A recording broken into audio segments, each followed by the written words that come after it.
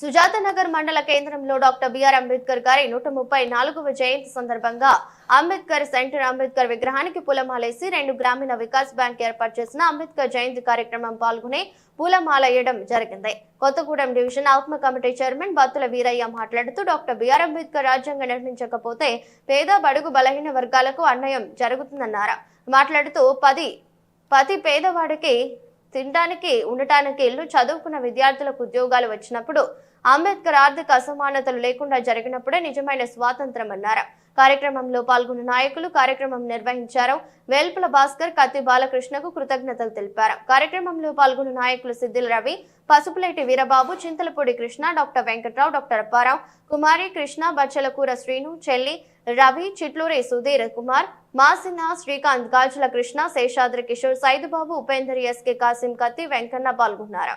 Doctor BR Ambedkar గారు ఈ సమాజం కోసం, ఈ యొక్క సమాజ అభ్యున్నతి కోసం దళితులు, బీసీలు, మైనార్టీలు, అగ్రవర్ణాలు ఉన్నటువంటి పేదల కోసం ఆనాడు డాక్టర్ బిఆర్ అంబేద్కర్ గారు వారు రాజ్యాంగాన్ని ఏ విధంగా పొందుపరిచారు, ఆ యొక్క రాజ్యాంగం ద్వారా ఈ ఫలాలు ఏ విధంగా పేదలకు అందుతున్నాయి అనేది కూడా మనం ఒకసారి పరిశీలించవచ్చు.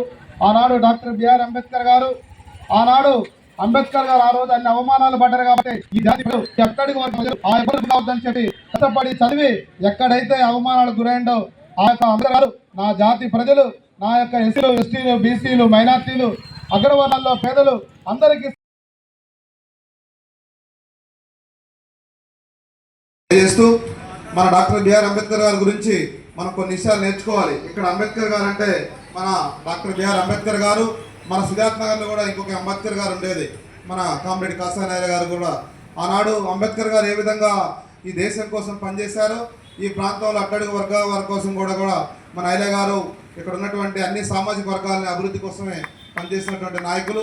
ఆయన గారిని స్మరించుకుంటూ ఏదైతే డాక్టర్ బిఆర్ అంబేద్కర్ గారు వారు ఎక్కడో ఉండి వారు పడ్డటువంటి కష్టాలని, నష్టాలని బుక్కుల ద్వారా మనం నేర్చుకున్నటువంటి పరిస్థితి ఉంది.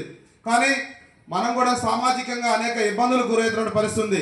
చదువుకునే టైంలో కానీ, విద్యార్థి దశలో కానీ అనేక రూపాల్లో మనం రాజకీయాల్లోకి వచ్చేటప్పుడు ఆయన పడ్డటువంటి కష్టాలను చూసుకొని భోజనానికి వెళ్ళినప్పుడు లేచినటువంటి పరిస్థితి ఉంది.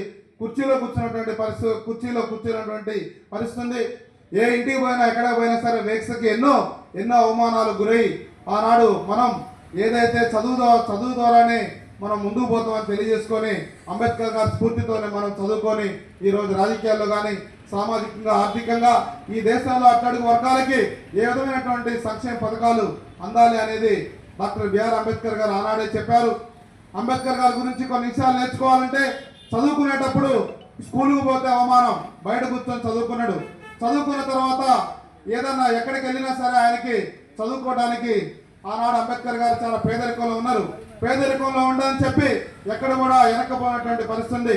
అంబేద్కర్ గారు చదువుకున్న తర్వాత విదేశీ చదువులకు వెళ్ళి ఆ యొక్క విదేశాల్లో ఉన్నటువంటి శాస్త్ర సాంకేతిక విజ్ఞానంలో ఆ దేశాలు ఏ విధంగా ముందుకు పోతున్నాయి, నా దేశం అంటరానితనం సామాజికంగా, ఆర్థికంగా ఏ విధంగా ఎరగబడ్డది, ఈ దేశాన్ని ఏ విధంగా ముందుకు తీసుకెళ్లాలని చెప్పి డాక్టర్ బిఆర్ అంబేద్కర్ గారు ఈ దేశానికి వచ్చిన తర్వాత ఈ దేశంలో ఉన్నటువంటి నిమ్న కులాలు, అట్టడుగు వర్గాల ప్రజలు ఏ విధంగా దోపిడీకి గురవుతున్నారు, అంటరానితనానికి గురవుతున్నారు, ఆర్థిక సమస్యలు ఏ విధంగా ఉన్నాయని అధ్యయనం చేసి డాక్టర్ బిఆర్ అంబేద్కర్ గారు ఆనాడు గొప్ప చదువుకొని మంత్రిగా ఉన్నప్పుడు కూడా నా ప్రజలకు ఏం కావాలి, ఈ ప్రజలకు నేను ఏమందించాలి అనేది చూసిండే తప్ప తన వ్యక్తిగత స్వార్థం ఏదో చూడలేదు.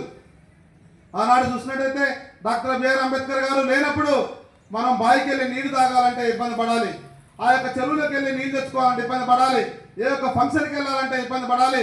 ఈ ప్రజల చైతన్యం కావాలంటే ఆ ప్రజలను తీసుకెళ్లి బావిలో నీళ్లు తాగేటోళ్ళు, ఈ ప్రజల చైతన్యం కావాలంటే ఆ చెరువుకి వెళ్ళి నీళ్లు తీసుకొచ్చేవాళ్ళు ఎవరు మమ్మల్ని వద్దనేది అని ఆనాడు డాక్టర్ బిఆర్ అంబేద్కర్ గారు ఇచ్చినటువంటి స్ఫూర్తి. ఆనాడు అంబేద్కర్ గారు చెప్పారు, చదువు లేనిది ఈ సమాజం మార్పు రాదు, కులాంతర వ్యవహారాలు జరిగినప్పుడే ఈ దేశంలో ముందుకు పోతాయి, ఈ యొక్క కులం మతం అనేది అడ్డుగోడలు కావద్దని చెప్పి డాక్టర్ బిఆర్ అంబేద్కర్ గారు ఆనాడు చెప్పినటువంటి పరిస్థితి.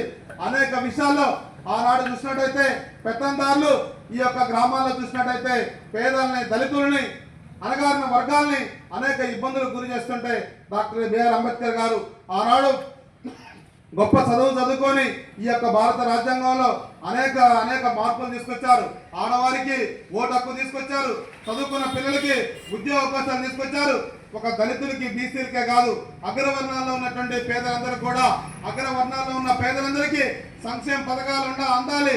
అప్పుడే ఈ దేశం అభివృద్ధి చెందిద్దని ఆనాడు అనేక ఇబ్బందులు గురైనప్పటికీ ఈ యొక్క భారత రాజ్యాంగాన్ని నిర్మించి ఒక కొత్త వ్యక్తిగా నిలిచినటువంటి పరిస్థితి ఈ దేశంలో చూస్తున్నాం. తినే తిండి మీద ఆంక్షలు ఉన్నాయి. ఈ దేశంలో చూస్తున్నాం పేదవాడికి, అదేవిధంగా అట్టడుగు వర్గాలకి ఒక గుడికి పోవాలన్నా సరే ఈరోజు ఈ దళితుల గుళ్ళోకి రావద్దు. ఈ మధ్యకాలంలో చూసినాం, ఈ మధ్యకాలంలో గౌడు కులస్తులు సిరియానాకి పోతే మీరు గౌడ్స్ కాబట్టి మీరు బయట ఉండాలి అని చెప్పేటువంటి పరిస్థితి. ఈ దేశం అభివృద్ధి చెందాలంటే కుల వీక్షరైనటువంటి దేశంగా ఉండాలి. మన దేశం అభివృద్ధి కావాలంటే చదువుకోవాలి. శాస్త్ర సాంకేతిక విజ్ఞానంలోనే ముందుకు పోయినప్పుడే ఈ దేశం అభివృద్ధి అవుతారని తెలియజేస్తూ డాక్టర్ బిఆర్ అంబేద్కర్ గారు వారు ఏదైతే కలగనడో వారి యొక్క ఆశయ సాధన కోసం శక్తి వంచన లేకుండా మేము ఈ ప్రాంతంలో పనిచేస్తున్న పరిస్థితి. మేము ఎస్ఎఫ్ఐగా ఉన్నప్పుడు రవణ గారు ఆ రోజు మాకు స్ఫూర్తిగా ఉండేది.